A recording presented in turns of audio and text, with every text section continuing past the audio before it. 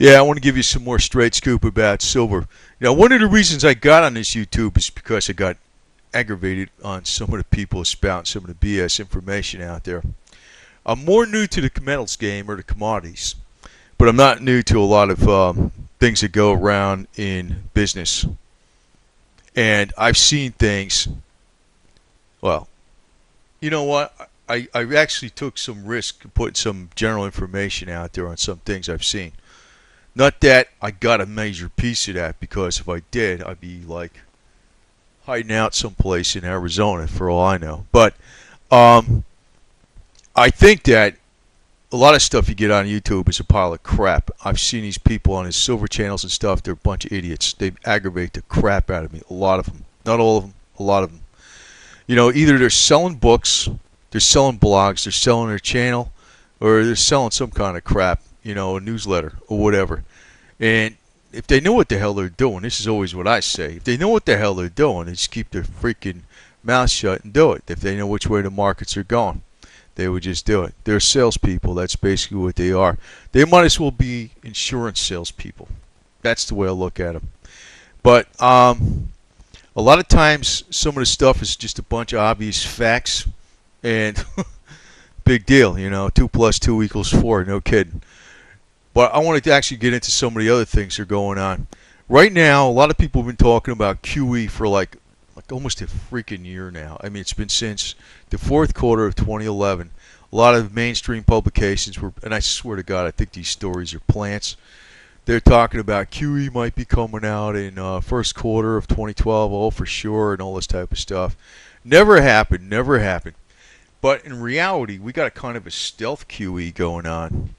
And, you know, Bernanke actually has done some repurchase agreements for securities for $600 million very recently to kind of test the his readiness for the system. $600 million is not a lot. That's basically 1/1000th of QE2, which was $600 billion. But it's enough that he's doing things behind the scenes that are actually like QE, keeping things from falling too much. That's one way. That's one reason I was never expecting the metals to fall to 20. The silver in particular to fall to 21 or 20 or 18. Right now, it looks like things are stepping up slowly, but you know, it's anybody's guess what's going to happen in September, because there's a number of events coming up in September that there's going to be a big showdown between Italy and Germany and stuff like that, as far as, you know, what's going to happen with the euro. So that could actually, those upsetting events could actually bring some of the markets down and stuff. And I think, though, the main place that's going to get hammered is the general equities markets in the United States.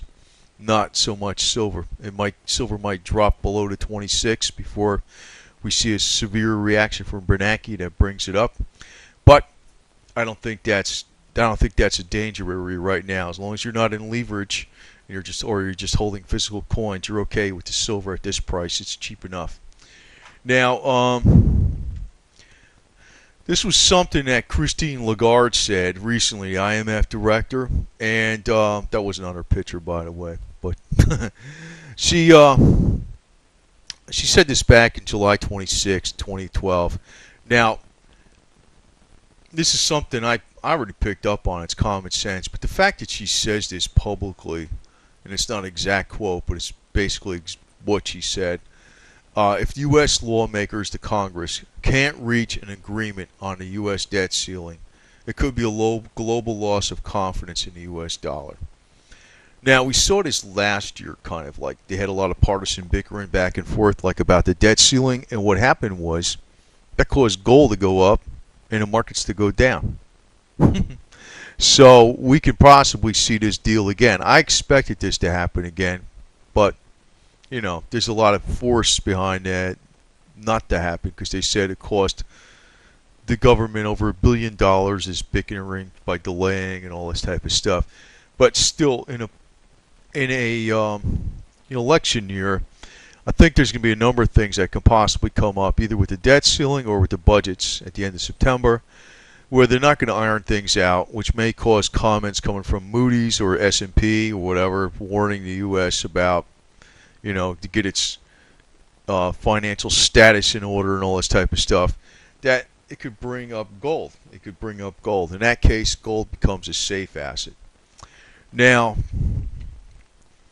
I personally think that that may be a situation that's probably going to be the way it's going to play out. The fact that she's saying it, which is the IMF director, Christina Lagarde, she could be, in other words, she knows a hell of a lot more than she's actually saying. She could be prepping the public for something. Maybe it's not going to come about before the elections, no crash or anything like that. But she's prepping the public for something, basically. And it's obvious. It's obvious. You know, we got unsustainable debt. Now, yesterday, I talked about debt and the U.S. debt clock, and actually debt can be thought of as income if it's forgiven or it's not paid back or whatever the hell it is. And actually, in reality, that's the way it is. And, you know, I can get on to a lot of stuff. And, you know, for instance, if a bank forgives a mortgage, the other party has to recognize that as income on their books. That's like tax law, you know. They changed it now too. Now they have to recognize it as income too. Before it was like an income forgiveness of indebtedness or something like that. Before the actual IRS changed that, but the one thing is, in reality, that's a game that even goes on in like personal levels and stuff. The various people do that. Give me a loan. It's not a loan. It's like a freaking give them money, right? Give them money. And that's the same kind of deal what's going on that the U.S. is playing at, a big game.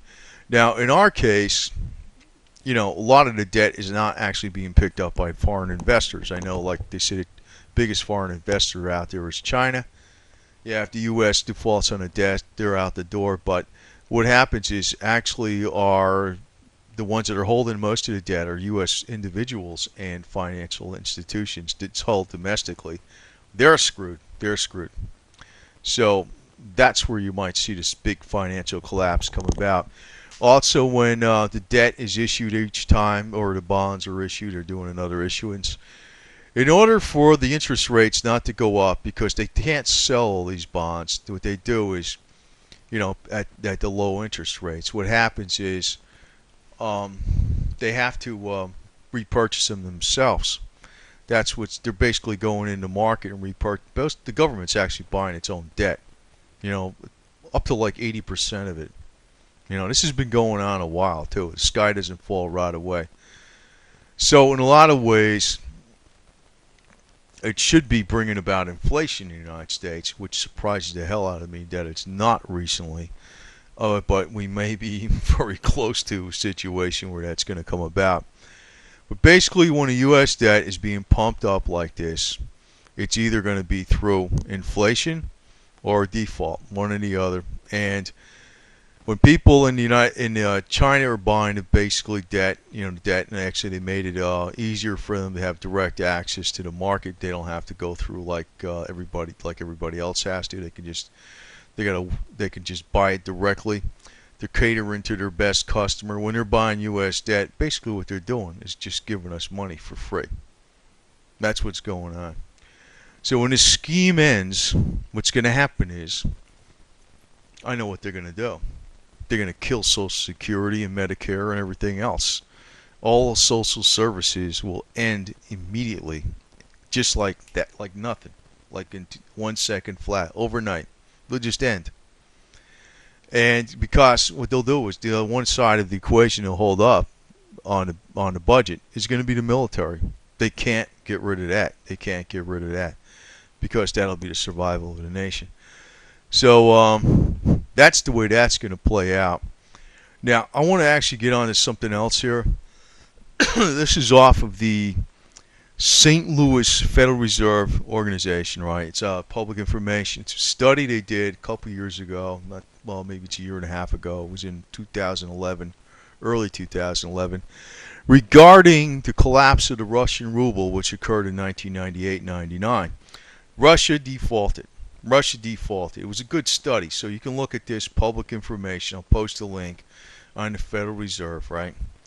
Well, in 1998, you could buy 5 rubles. If 5 rubles bought you the U.S. dollar, 5 rubles bought you U.S. dollar. About a year or so later, like it was from June 98 till say September 1999, it was about 28, 29 rubles to the dollar. So the currency basically was worth less than 20% inside of like a year and a half. Now, I think that's a far more extreme. That's what's going to happen to the U.S. dollar. The U.S. dollar, I would guesstimate, would lose maybe half of its value. That may be the situation. It's not going to go into Zimbabwe inflation. It's not going to go into Weimar Republic inflation. What will happen is they'll just restructure things. That's all. They're just going to restructure the debt. They're going to do other things. It's not like the whole country's just going to go out of business. The U.S. is going to go out of business? No, it's not going to go out of business. This whole damn thing is planned. You know this stuff. Do you know that these people that are at the top are very smart? So I want to point out, where do you think silver's going to go? Say the currency went down to 20% of its value, say like the ruble did. Now, I don't think the U.S. currency is going to do that, but say it went from 20%. Well, that's 5 times the price. Everything would be 5 times the price. Well, silver would go from like $30 to 150, right? You know, where are people coming up with these predictions like, Big Swear come out there with thousands of dollars an ounce? Where's he coming up with that garbage? With no inflation due to fundamentals. I'm going to make something on a palladium a little later because I think that's going to be your big winner. But do not buy palladium if you don't have a pile of silver that you can use right now. Do not buy any palladium. First, get silver. But you're probably going to see the big winner that's going to go up the most is palladium. I don't know exactly when. But fundamentally, that one's got a hell of a lot more going for it than silver. Fundamentally. As far as shortage of supply, and I'll point out what those facts are a little later. But don't go buying palladium and go heavy onto that unless you got a good supply of silver before you do that.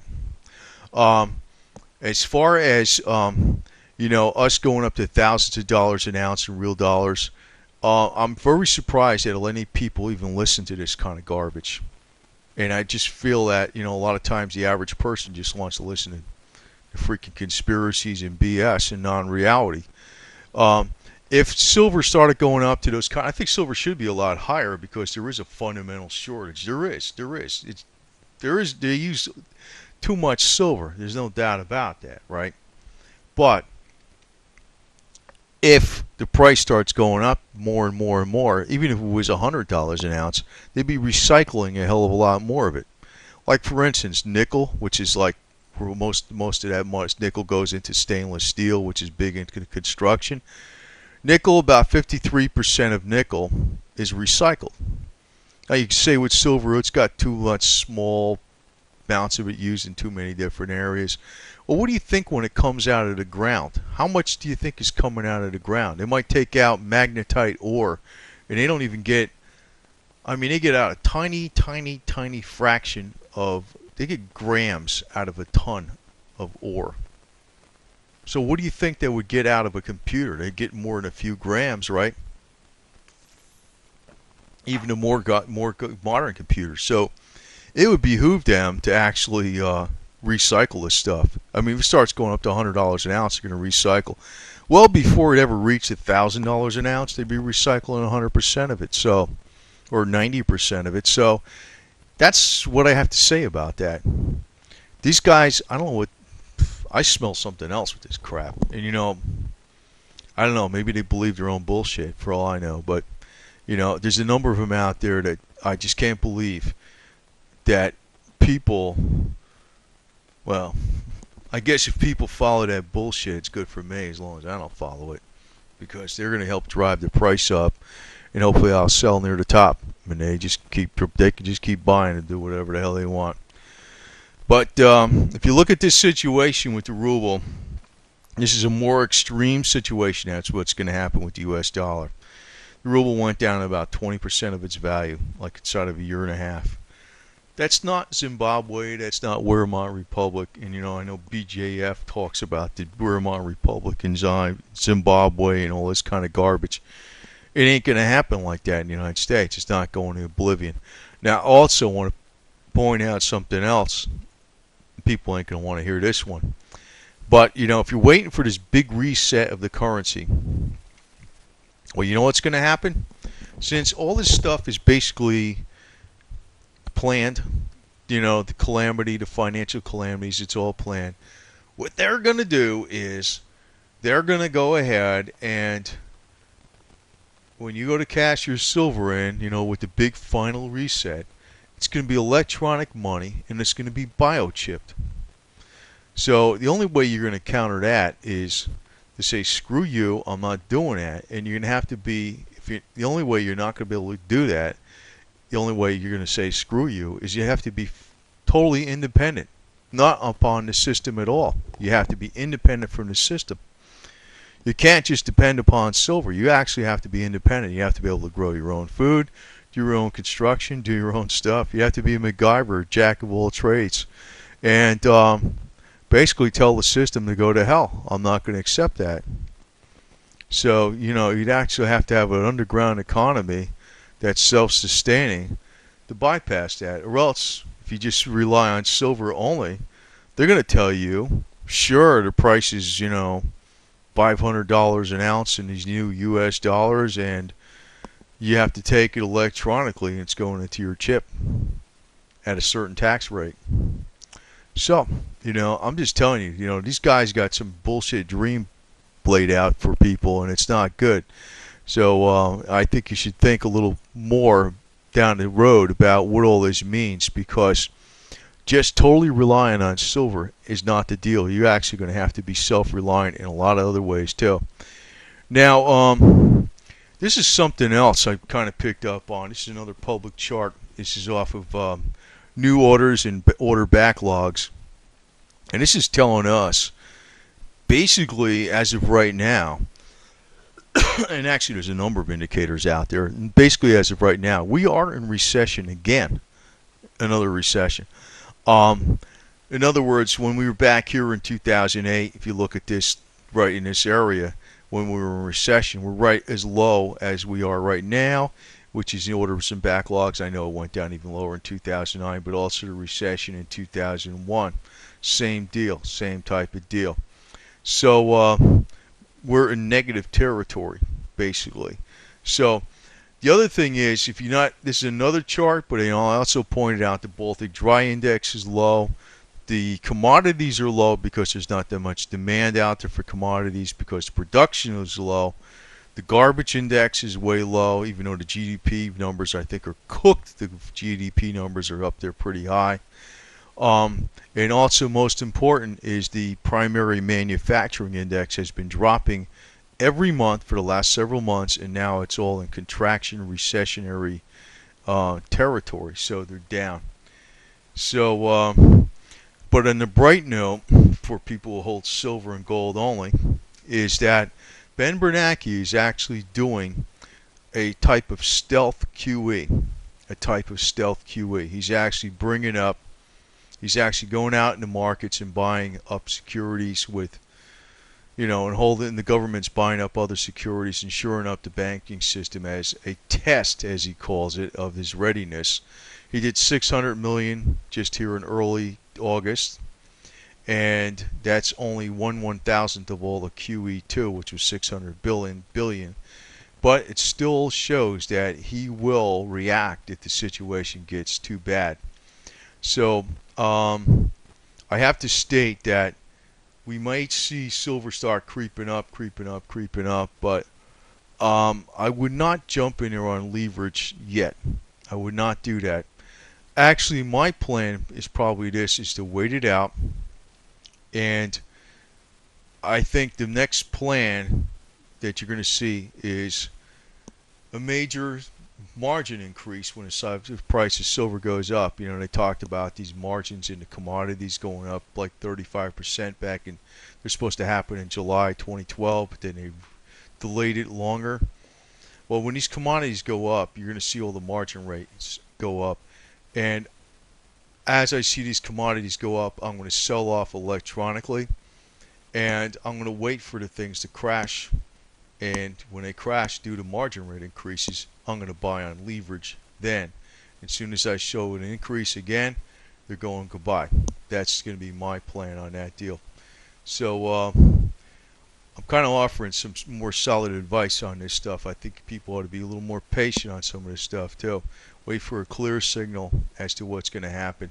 Right now, the situation with silver, it's it should be creeping up. It should be creeping up. But like I stated, there's a couple things coming up with the euro next month, which may be a harbinger for more economic calamity because there's going to be a showdown between Italy and Germany and all this kind of garbage, and there's going to be a lot more heated talk as to how to iron out the situation in Europe.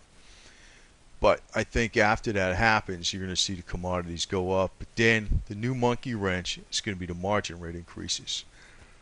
I'm already into commodities. I'm not going to invest any more money into it. When I sell off on it, if I see gains, I'm going to sell off that stuff. I'm going to wait. And I know they're going to do margin rate increases. After they do that, I'll go in.